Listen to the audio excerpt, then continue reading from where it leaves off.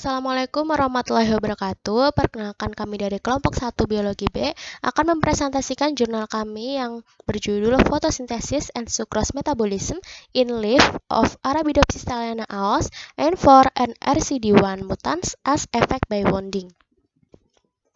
Nah, berikut merupakan anggota kelompok dan pembagian tugas dari kelompok kami. Pendahuluan, luka sebagai faktor stres menyebabkan beberapa perubahan dinamis termasuk modulasi fluks ion, produksi ROS, dan induksi MAP kinase. Akibatnya terjadi induksi gen yang terlibat dalam perbaikan sel dan pertahanan patogen, serta perubahan kualitas dan kandungan fitokimia. Semua respons ini mungkin berbeda tergantung pada spesies tanaman. Nah, untuk mempelajari respon ini, jurnal ini menggunakan mutan tanaman Arabidopsis thaliana sebagai mutan hormonal. Gula terlibat dalam perkembangan tanaman, metabolisme, dan respon terhadap berbagai kondisi stres, misalnya defisit fosfat dan stres air. Sukrosa sebagai produk akhir fotosintesis adalah bentuk utama karbon yang ditranslokasikan pada tumbuhan. Sukrosa di metabolisme menjadi heksosa. Proses ini penting untuk tanaman yang terluka atau terinfeksi karena kerangka karbon diperlukan di area yang rusak untuk sintesis molekul baru dan sebagai sumber energi dalam reaksi biosintesis. Beberapa laporan menunjukkan bahwa kondisi stres mempengaruhi metabolisme gula. Adanya luka pada tumbuhan terbukti dapat mengurangi kandungan sukrosa dalam tanaman. Selain itu, koregulasi fotosintesis dan metabolisme karbohidrat dapat mempengaruhi aktivitas enzim dan metabolisme tanaman secara keseluruhan. Tujuan dari penelitian ini adalah untuk memahami mengenai efek luka mekanis pada metabolisme sukrosa dan fotosintesis. Selain itu, dapat menguji pengaruh hormon stres pada metabolisme gula dan respon tanaman terhadap luka Arabidopsis thaliana mutan, AOS, N4, dan RCD1 untuk memperoleh wawasan mengenai kondisi fotosintesis dan kemampuan mutan yang memiliki sensitivitas rendah terhadap hormon tanaman untuk merespon stres luka.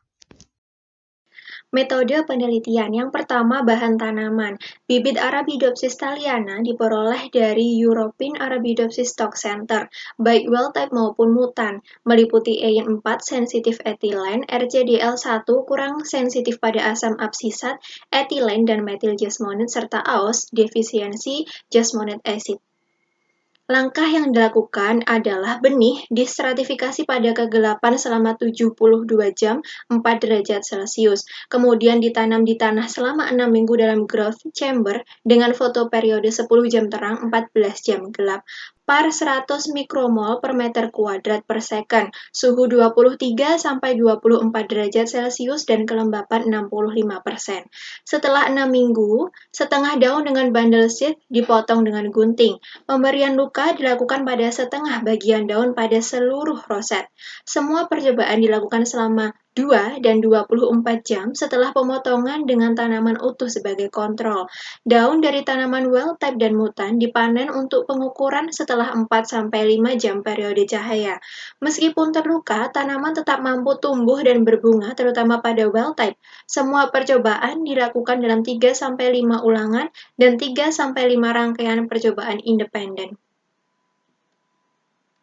Berikutnya adalah pengukuran FT Raman spektroskopi.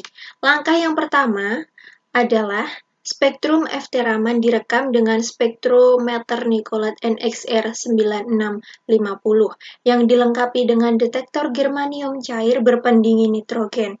Selanjutnya A. thaliana diterangi dengan laser NDYAG dengan pancaran 1064 nanometer.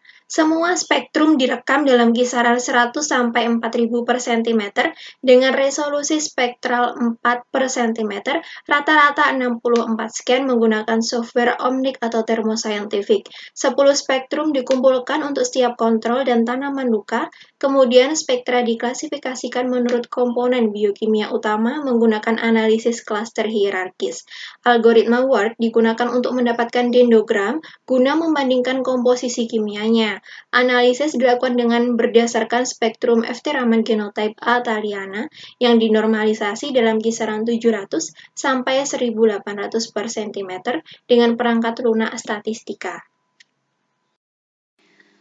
Berikutnya adalah pengukuran klorofil dan karotenoid. Pigmen klorofil A, B, dan karotenoid dari semua sampel, baik wild type maupun mutan, diekstraksi dengan aseton 80% dan diukur secara spektrofotometri. Selanjutnya yaitu pengukuran fluoresen klorofil A dengan tahapan pertama, gambar fluoresensi ditangkap dengan sistem pencitraan fluorochem dan dianalisis dengan perangkat lunak fluorochem 6. Selanjutnya tanaman diadaptasi dengan kondisi gelap selama 20 menit. Hasil fluoresensi tingkat gelap atau F0 tercatat pada intensitas cahaya yang sangat rendah. Sedangkan hasil fluoresensi maksimum atau FM diukur pada kilatan selama 1 detik untuk mengurangi kumpulan molekul pastoquinone. Setelah itu, tanaman diadaptasi dengan cahaya di bawah cahaya aktinik merah orange. Koefisien fluoresensi klorofil meliputi Huensing fotokimia Qp, Huensing non-fotokimia dalam cahaya NPQ, dan hasil kuantum fotosistem 2 dalam cahaya atau Qy diukur pada fotosintesis steady state. Berikut adalah lampiran gambar. A menunjukkan spesimen yang utuh, sedangkan B adalah spesimen yang telah dilukai. Kemudian metode yang kelima yaitu pengukuran fotosintesis dan respirasi.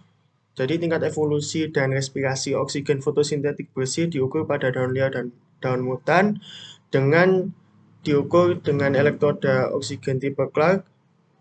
Pengukuran ini di bawah kepadatan flux foton 500 mikromol per meter kuadrat second. Kemudian karbon dioksida di ruang reaksi dihasilkan oleh 15 mikromolar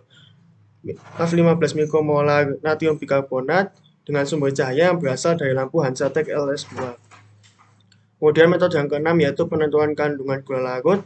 Di sini daun liar dan daun mutan dilukai, kemudian didiamkan 24 jam. Begitu juga dengan tanaman kontrol juga ikut dilukai. Kemudian daun yang telah dilukai dibekukan dalam nitrogen cair.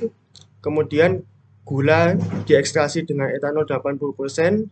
Kemudian dilakukan pengukuran kandungan glukosa dan sukrosa secara enzimatis. Kemudian kandungan gula larut diperkirakan dengan reagen arsenomolibdate pada absorbansi 540 nanometer. Kemudian metode yang ketujuh yaitu ekstraksi dan aktivitas enzim hidrolisis sukrosa. Langkah yang pertama yaitu invertase dinding sel atau CWINV dan vakuolar invertase atau VIN diekstraksi dengan 100 milimolar Na atau buffer asetat dengan pH 4,5. Kemudian invertase larut dianalisis dalam bentuk supernatan dan yang tidak larut diukur dalam bentuk pelet. Kemudian campuran reaksi diukur setelah 10-20 menit inkubasi pada 37 derajat Celcius dari ekstrak enzimatik dengan 100 milimolar Na atau buffer asetat dalam pH 4,5 dan 100 milimolar sukrosa. Kemudian neutral invertase atau CIN dan sushi diekstraksi buffer reaksi. Buffer reaksi tersebut yang mengandung 50 mikromolar MOPS NaOH pH 7, 5 milimolar MgCl2, EDTA 1 milimolar, DTT 2,5 milimolar, 0,05% triton X, dan 2% PVT. Kemudian aktivitas CIN terdeteksi setelah 30 menit inkubasi pada 37 derajat dalam campuran reaksi yang mengandung 50 mikromolar MOPS NaOH pH 7, 100 mikromolar sukrosa, air, dan ekstrak. Kemudian lanjutannya untuk menentukan aktivitas sushi, campuran reaksi mengandung 50 mikromolar MOPS NaOH dengan pH 7,5, 5 mikromolar MgCl2, 10 mikromolar UDPG, dan fruktosa 50 mikromolar. Kemudian ekstrak diinkubasi pada 37 derajat Celcius selama 20 menit, kemudian diterminasi dengan 0,5 ml 1 NaOH dan ditempatkan di air mendidih. Kemudian 0,1% resorcinol dalam 95% etanol dan 30% HCl ditambahkan. Kemudian tabung diinkubasi pada suhu 80 derajat selama 10 menit. Kemudian tabung didinginkan dan absorbansi diukur pada 540 nanometer. Kemudian langkah yang ke-8 yaitu pengukuran kandungan protein terlarut. Untuk pengukuran protein terlarut ini digunakan uji Bradford. Langkah yang pertama yaitu ekstrak enzimatik diinkubasi 15 menit di suhu kamar dengan reagen Bradford. Kemudian langkah yang kedua yaitu absorbansi diukur pada 595 nanometer, kemudian hasil dibandingkan dengan kurva standar BSA. Kemudian langkah yang terakhir yaitu analisis statistik, yaitu digunakan analisis ovariance atau ANOVA satu arah dan diuji untuk perbedaan yang signifikan dengan peluang kurang dari sama dengan 0,05, kemudian dilanjutkan dengan uji Duncan menggunakan perangkat lunak statistika. Hasil pengamatan menunjukkan bahwa adanya ketidakseimbangan hormonal secara umum dapat mempengaruhi perubahan morfologi daun. Hasil dapat dilihat pada tabel yang menunjukkan bahwa daun dari tanaman utuh mutan RCD1 lebih kecil dibandingkan dengan wild type, dan memperlihatkan bahwa bobot yang lebih rendah dengan diameter roset lebih pendek dan daun dengan jumlah trikoma yang besar. Tipe AOS hampir mirip dengan tanaman kontrol, namun roset. Tipe EIN4 menunjukkan diameter yang lebih besar dibandingkan dengan wild type. Tanaman yang habis terluka tidak dipengaruhi oleh konsentrasi klorofil dan karotenoid, kecuali pada tipe AOS dan EIN4 yang menunjukkan adanya peningkatan kandungan klorofil dan karotenoid. Luka pada daun roset tidak mempengaruhi kandungan protein terlarut. Perubahan komposisi kimia daun mutan setelah kecederaan menggunakan spektra ST Raman. Pengertian dari spektroskopi Raman yaitu teknik cepat yang tidak memerlukan preparasi sampel lebih awal. Sampel akan diradiasi menggunakan cahaya monokromatik yang berasal dari laser. Radiasi ini memungkinkan untuk menentukan komposisi kimia dari berbagai jaringan berdasarkan dengan perubahan mode getaran molekul. Hasil dari spektroskopi Raman akan masuk ke dalam sistem komputer dan dibaca dengan sistem transformasi Fourier yang berfungsi untuk mengukur sinyal lemah, cepat, dan sensitif. Grafik yang diperoleh dari pengukuran tanaman Athaliana dapat dilihat pada gambar sebelah kiri. Analisis yang dilakukan menunjukkan karotenoid pada tanaman ini diidentifikasi oleh 3 pita. Pita yang paling intensif yaitu pada 1526 dan 1158 cm/1. Pita ini dapat digunakan untuk getaran regangan ikatan rangkap karbon dan ikatan karbon. Dari rantai poliana, karotenoid juga ditunjukkan pada 1002 cm/1 digunakan untuk kelompok metil yang melekat pada ikatan C dari rantai utama. Senyawa karotenoid ikatan rangkap karbon terkonjugasi 9 merupakan pigmen karotenoid utama pada daun. Senyawa karotenoid ikatan rangkap karbon terkonjugasi 9 ini contohnya beta-karoten, A-karoten, namun dalam konsentrasi yang rendah, lutein, zeaxanthin, atau anthracyanin. Hasil analisis juga menunjukkan adanya pita pada daerah 800 sampai 1500 cm/1. Pita ini berkaitan dengan monosakarida, disakarida, dan polisakarida, sehingga disebut dengan sidik jari karbohidrat. Pita yang berada di 854 cm/1 menunjukkan gula dengan kerangka ikatan C karbon, oksigen, dan karbon, yaitu glukosa dan sukrosa. Pada 866 cm/1 menunjukkan adanya ikatan karbon dan hidrogen dan juga karbon, oksigen, dan hidrogen. Puncak ditunjukkan pada 1260 sampai 1280 cm/1 mewakili ikatan karbon dan oksigen hidrogen. Dan juga pada 1443 diartikan sebagai ikatan renggang karbon dan OH. Puncak 1080 cm/1 mewakili ikatan karbon dan hidrogen serta COH pada karbohidrat. Pada gambar 2 sebelah kanan menunjukkan hasil dari analisis klaster yang dilakukan di wilayah 700 sampai 1800 cm/1. Berdasarkan spektrum ST Raman, grafik menunjukkan adanya perbedaan kandungan metabolit terutama pada gula dan karotenoid pada daun tanaman Athaliana yang telah terluka. Perbedaan yang paling terlihat pada tanaman wild type dan RCD1, yaitu komposisi kimia dari daun yang telah 24 jam terluka. Ditunjukkan oleh gambar B. Pada mutan AOS, perubahan metabolik terlihat pada 2 dan 24 jam setelah adanya luka yang dibandingkan dengan tanaman kontrol, dapat dilihat pada gambar C. Perubahan metabolik ini merupakan hasil dari respon terhadap stres pada mutan EIN4 dan berlangsung sangat cepat, namun jangka pendek. Hal tersebut diakibatkan karena ada perubahannya spektroskopi yang signifikan pada wilayah uji selama 24 jam yang ditunjukkan oleh gambar D. Photosynthesis and respiration after wounding of rosette leaf. Di sini terdapat 10 poin utama yang membahas grafik nomor 4 dan nomor 5. Itu poin nomor 1 sampai 6 membahas grafik nomor 4. Dan poin ke-7 sampai ke-10 membahas mengenai grafik nomor 5. Untuk poin nomor 1 mengenai penurunan efisiensi maksimum PSII membahas mengenai grafik part A. Untuk poin nomor 2 mengenai muatan RCD1 paling berbeda membahas grafik 4 secara keseluruhan. Untuk poin ketiga mengenai pengenalan parameter quenching fotokimia NPK dan koefisien quenching fotokimia membahas mengenai grafik part B dan part C. Untuk poin nomor 4 pengenalan KP di EOS membahas mengenai grafik part C. Untuk poin nomor 5 mengenai pengurangan dalam hasil kuantum PSII membahas mengenai grafik part D. Dan untuk poin nomor 6 mengenai parameter fluorescence chlorophyll membahas mengenai grafik 4 secara keseluruhan. Untuk poin nomor 7 mengenai evolusi oksigen fotosintetik menurun pada daun tipe liar dibahas di grafik 5A. Untuk poin nomor 8 mengenai fotosintesis meningkat ke tingkat kontrol dibahas di grafik 5A. Untuk poin nomor 9 mengenai penurunan laju respirasi pada tanaman tipe liar dan peningkatannya dibahas di grafik 5B. Dan untuk poin nomor 10 mengenai peningkatan respirasi dibahas di grafik 5B. Untuk sugar hydrolysing enzyme activities after wounding ini terdapat 5 poin. Untuk poin nomor 1 mengenai cedera mempengaruhi aktivitas invertebrata dibahas di grafik 7A sampai 7C. Untuk poin kedua mengenai aktivitas vakuola interfase dibahas di grafik 7A. Untuk poin nomor 3 mengenai aktivitas interfase dinding sel meningkat dibahas di grafik 7B.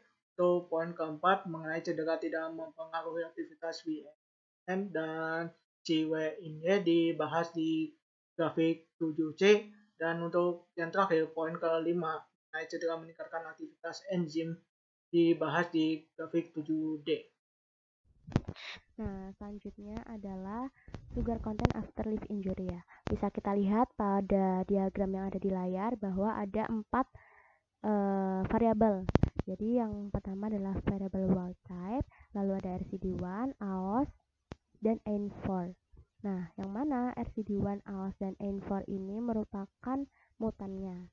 Nah, masing-masing dari variabel ini juga terdapat 3 perlakuan, yang mana yang abu-abu muda ini adalah kontrolnya, abu-abu yang tengah ini merupakan perlakuan pada saat 2 jam, dan yang warna hitam itu merupakan perlakuan pada saat 24 jam. Nah, berdasarkan diagram tersebut, dapat kita lihat bahwa kadar gula setelah luka daun pada mutan umumnya meningkat setelah 24 jam. Lihat pada gambar A. Lalu pada gambar B, kadar glukosa meningkat secara signifikan dalam AIN4 pada 2 jam dan 24 jam, dan mutan RCD1 memiliki kandungan glukosa yang lebih tinggi dibandingkan dengan yang wild type. Lalu bisa kita lihat pada gambar yang C, analisis kandungan sukrosa menunjukkan bahwa RCD1 memiliki kandungan gula yang lebih rendah dibandingkan tanaman lain. Nah, berdasarkan data-data tersebut, hal ini menunjukkan bahwa adanya distribusi asimilasi karbon. Jadi, dapat kita ketahui bahwa modifikasi kandungan atau sensitivitas hormon stres pada RCD1, AOS, dan mutan AIN4 sangat mempengaruhi produksi gula atau metabolisme pada tumbuhan. Selanjutnya adalah kesimpulan.